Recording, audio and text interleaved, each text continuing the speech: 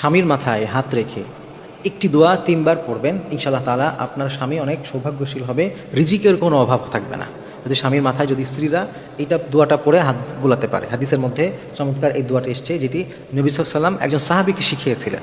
তো একজন স্ত্রী যদি মনে করে যে তার স্বামী অনেক দরিদ্র, তার অভাব দূর হয়ে যাক, ওই স্ত্রীও চাইলে এই আমলটা করতে পারে, এমনকি স্বামীও নিজে নিজে করতে পারে।